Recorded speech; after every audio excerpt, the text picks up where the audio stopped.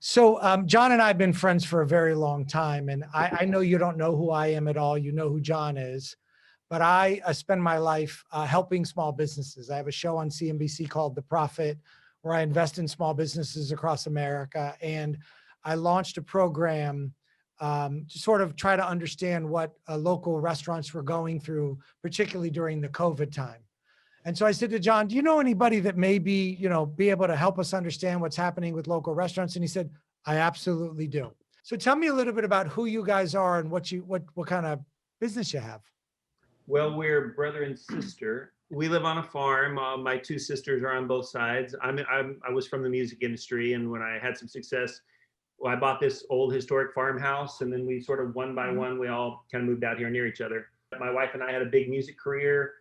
And then my wife passed away. We had a baby, and then my wife passed away. And then, so my sister Marcy had that restaurant, and then we just opened another restaurant that now my sister Candy owns in downtown Columbia. So we actually have 3 locations within the county. So we have the whole county covered. I don't know if that's a good idea, but we have the whole county covered. It is outside of COVID. It is a good idea. But what's important to me is that we stick together in this moment, and small businesses are getting their brains beat in. And I wanted to really understand, how are the restaurants doing right now? In Columbia, they're doing all right. They're not failing, but they're not thriving. Marcy is the original location here. I definitely, her business has gone down. Would you say it's down 30%, 50%? 25 to 30. That's a lot for a restaurant. Mm-hmm. Yep. So the program that I put together through my foundation and bringing friends like John around, which is why we're here today, is really geared towards supporting local restaurants who we know their revenue is down 10, 20, 30, 40, 50%, having to lay people off, trying to figure out how to pay their bills. And it's demoralizing, and it's playing a psychological warfare on people.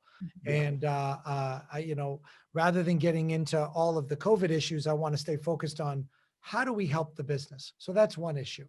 The second issue is we have a food insecurity problem in America, particularly with our seniors, where because of COVID or because of financial reasons or because of health, they're struggling to get meals. And I know that Tennessee is such a giving community, and your area is such a giving community, but it doesn't really mean that everybody's fine. There are people that are really struggling. Is food insecurity, particularly with seniors, a problem in your area? John, you're probably familiar with the bridge that gives away food in Nashville. Well, the bridge also does it in the little town right next to us, Chapel Hill. So I went with them. There was about 30 people, and we all gave away food to some food insecure folks. It was an hour's worth of cars lined up.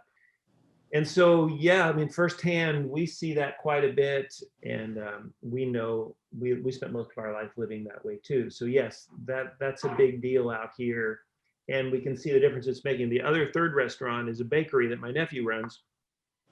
And it's almost completely, the business is, I mean, I don't know, 60% down or something, but they've converted it all into, they make breads mostly, and they're just giving bread away.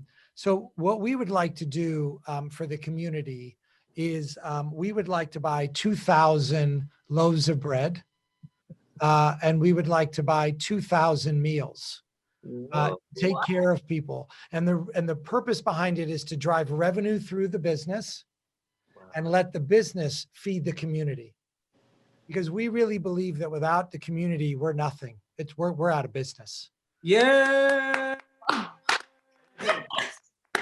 That is really special, Marcus. That's really, really special. I mean, thank you. Thank you for what you're doing all over the place. And in particular, being willing to not just help us, but help us help others. So there's a little bit of a twist to it, right? And the meal that I'm going to buy, we want to make that meal available for other people to buy.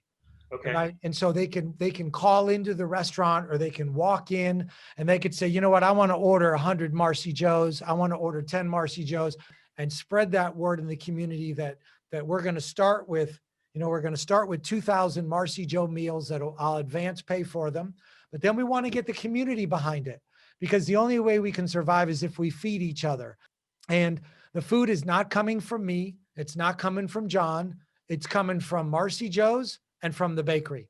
And how it got there, it's like nobody cares. John and I aren't doing this because we think we want to have some sort of like banner and some sort of craziness.